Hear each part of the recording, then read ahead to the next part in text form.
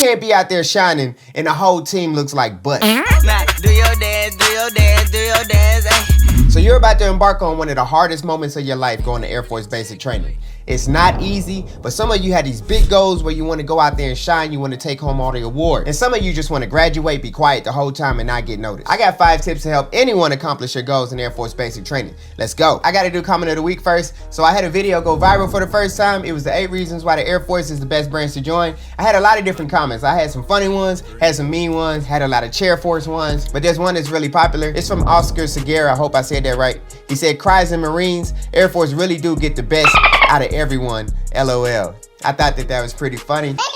My biggest tip is learn how to take responsibility for a mistake. You can prepare as much as you want for basic training, but you're still gonna make mistakes. There's just things you don't know. So the worst thing you can do is mess up and then try to make excuses about it. She did catch me laying in the bed with another woman, okay?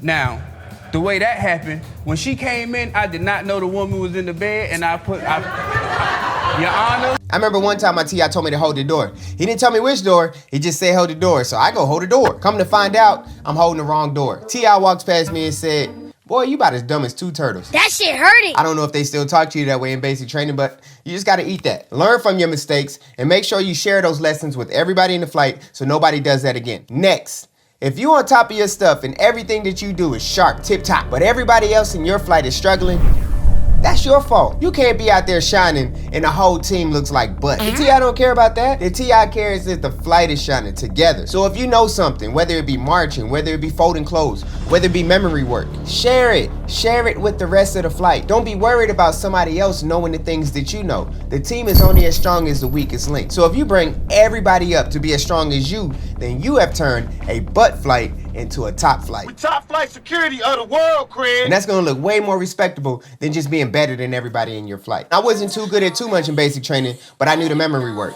So anybody who was struggling with the memory work, I'll pull them to the side, we'll study together. Just basic little things like that. I didn't come out of basic training winning anything, but I did help my team. Next, you all wanna learn how to search for an answer.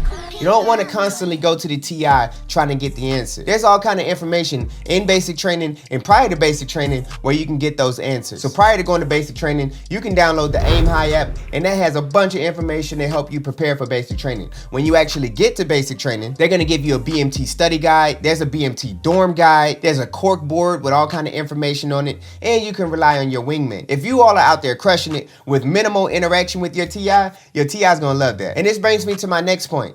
Try to handle issues at the lowest possible level. In the Air Force, we got these things called chain of command. At the highest level of the chain of command, it's gonna be the President of the United States.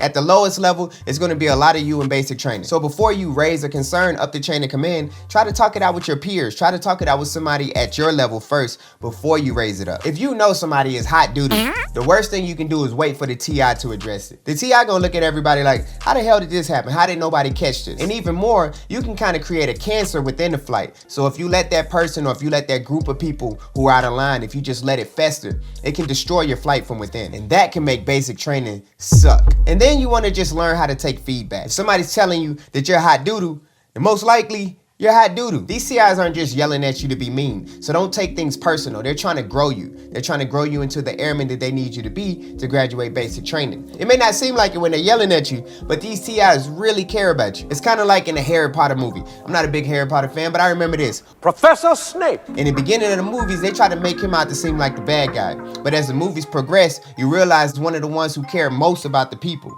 And that's how your TIs are. They're just gonna be hard on you, giving you tough love. And you gotta be grown enough to accept that. If you're wondering how you can grow to be an effective leader in the Air Force or the military, I got a video on the screen right now for you that you can watch that gives you 10 tips on how to grow into a better airman. Like I always say, I hope this video brought value to you. Stay beautiful, stay classy, and until next time, check me out.